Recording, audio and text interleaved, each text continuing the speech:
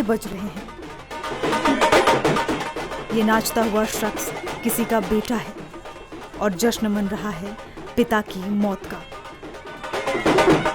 ये कोई फिल्म की कहानी नहीं बल्कि हरियाणा के फरीदाबाद की वो हैरान करने वाली हकीकत है जिसने रिश्तों को शर्मसार कर दिया। एक बेटे ने अपने 79 साल के जिंदा पिता की श्रद्धांजलि यात्रा निकाल दी, लेकिन उसे नहीं पता था कि उसका बाप जिंदा बाप ये सब कुछ अपने मोबाइल पर लाइव देख रहा है।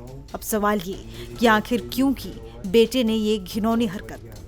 पूरा मामला फरीदाबाद के पनहेड़ा कला गांव का है। यहाँ रहने वाले स्वामी राजेंद्र देव महाराज ने 3 अगस्त को अपने पिता लालचंद की श्रद्धांजलि सभा का ऐलान कर दिया। गांव में बड़े बड़े पोस्टर चिपकाए गए, मंदिरों में रोटियां बांटी गई और ढोल नगाड़ों के साथ यात्रा निकाली गई।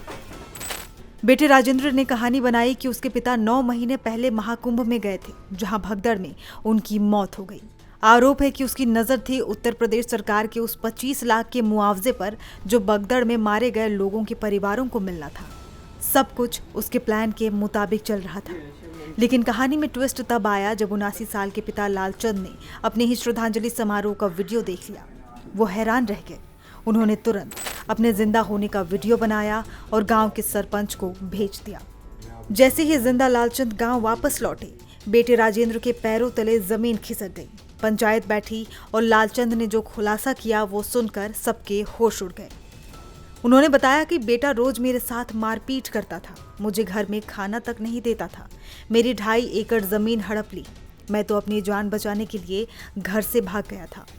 लालचंद जी, ये आपके बेटे हैं, उन्होंने आपकी श्राद्ध यात्रा निकाल दी, श्रद्धांजलि यात्रा निकाल दी। ये क्यों हो रहा है, क्या है मामला? वो मारना चाहे, खत्म करना चाहे। कौन मारना चाहता है, क्या नाम? बेटा। वजह क्या है? वजह पेंशन आ रही है मेरी, वो की वजह है। कितनी पेंशन आती? 3000 रुपये बुढ़ापे। तो आप पिछले 9 महीने से कहाँ थे? वो कह रहे हैं 9 महीने से घर से गायब थे। मैं तो अलीगढ़ में युद्ध पे करो, डर के मारे। क्यों? मारने को डर है, वो मारे वो मोट है। आपको मार के इनको क्या फायदा होगा? फायदा ही फायदा हुआ। वो जो पेंशन कट जाएगी, मृत्यु प्रमाण पत्र बनवा लेगा, वो क्या करे वही। नहीं, वो कह रहे हैं कि भाई आपके पास कोई 1 करोड़ रुपए है, रिश्तेदार जी एक पैसा भी कतई मैं ही डोलूँ, भूखो प्यासो मर। तो इतने समय कहाँ रहे आप? कैसे पता चला आपको कि ये श्रद्धांजलि रख दी है, फिर आप मौके पे पहुँच गए? मेरे बहने पे हो बेस मेरे फ़ोन नंबर, उनने मुँह ते बताई, अब तू आ जा। मैं होते 3 दिन में आ गई जी साइकिल। फिर यहाँ पे आने के बाद क्या हुआ? अब जैसे पंच करेंगे, सरपंच करा हुआ ऐसे हुई।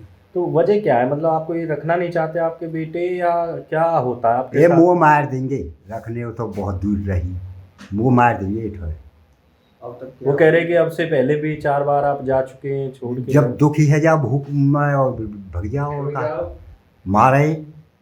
मारे कतई के जन के बार मार दियो। कौन मारे? बेटा मारे हो, बेटा और गैल लगा लियो और दे। क्या बोलता है, मतलब चाहता क्या है आपका बेटा आपसे? मोल में पतो वाई ये पतो ये बात कहा चाहे मुँह पे है तो है नो कच्ची। वो कह रहा कुंभ में गए थे आप, कुंभ में? मैंने गया कुंभ में, मैंने गया, मैं देख ही ना कुंभ। क्या बोल के निकले थे घर से जब गए? मैं तो न्यू कह रहा हूँ, रोंड न्यू कह रही यान मुँह में झाम लगाया बोहरिया ने। अक न्यू कहिए पिताजी ने सेक्स की किताब दे दे मुँह।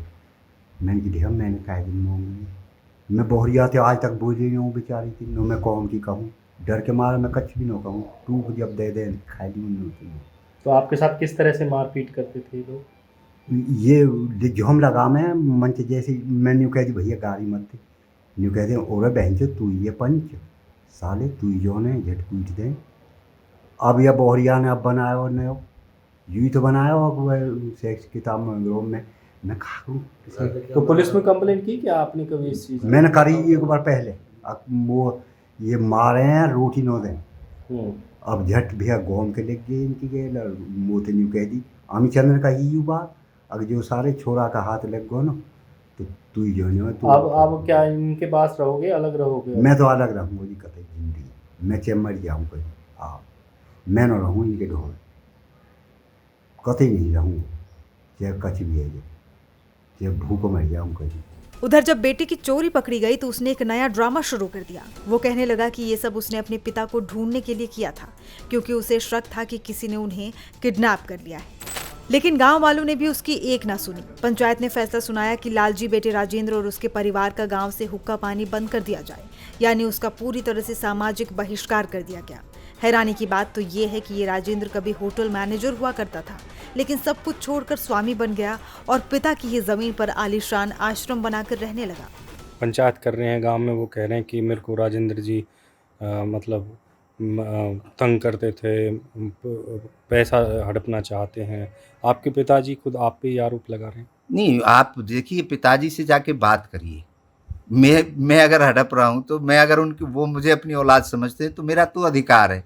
लेकिन वो लोग जिनके पास, जिन्होंने इनको 10 महीने से छुपा रखा है, उनका क्या अधिकार है? भाई मैं मान लो हड़प भी रहा हूँ उनसे पैसा, मैंने तो ज़मीन भी ले ली उनकी। भाई उन्हीं की तो है ये ज़मीन जहाँ मैं बैठा हूँ, उन्हीं की ज़मीन में तो आश्रम है। एक बाप का अधिकार, जो उत्तराधिकारी होता है वो बेटा होता है, ना कि कोई और किडनैपर। तो किडनैपर इस चक्कर में है, मैंने बताया ना, ब्रेन वॉश कर दिया गया है उनका, और वो कुछ भी बात कर सकते हैं। इसीलिए मैंने, अभी कुछ लोग मेरे पास आए थे, उन्होंने मेरे से पूछा था जी ऐसे ऐसे आपके पिताजी को हम ले आए हैं। मैंने कहा मैं ऐसे नहीं लूँगा, या तो पुलिस के थ्रू लूँगा या समाज के थ्रू लूँगा। तो वो मेरे निर्देश अनुसार ही वो पंचायत कर रहे हैं, क्योंकि कल को वो लोग उल्टा मेरे को फंसा देंगे, क्योंकि मुझे फंसाने का षड्यंत्र था इन लोगों का। पूरा प्लान है, पूरी गैंग है, और मैं इनको जेल भिजवा के रहूँगा, इन किडनैपरों को जिन्होंने हमारे घर का नाश किया है। ये कौन है किडनैपर? ये हमारे रिश्तेदार, हमारे अपने परिवार के लोग शामिल हैं इसमें, कोई बाहर का नहीं है, कोई पाकिस्तान से या नेपाल से नहीं आ रहा है किडनैपर। ये हमारे ही अपने लोग हैं, रिश्तेदार, हमारे अपने रिलेटिव हैं, हमारे परिवार के लोग हैं। इनको डिस्क्लोज करना चाहता हूँ मैं, और इन पे कानूनी कार्रवाई करवा के इनको जेल भेजना चाहता हूँ। अगर मैं दोषी हूँ तो मुझे जेल भेजा जाए, मैं तो एग्री हूँ ना, मैं दोषी हूँ तो मुझे जेल भेजा जाए, और वो अगर लोग दोषी हैं तो उनको मैं रहने नहीं दूंगा। आज लालचंद अपने ही बेटे के खिलाफ इंसाफ की गुहार लगा रहे हैं, जबकि बेटा अपने ही बुने जाल में फंस चुका है। ये घटना दिखाती है कि पैसों का लालच इंसानी रिश्तों को किस हद तक गिरा सकता है। फिलहाल पुलिस मामले की जांच कर रही है, लेकिन सवाल वही है कि क्या कोई बेटा सिर्फ चंद लाख रुपयों के लिए अपने जिंदा बाप को मारने की साजिश रच सकता है?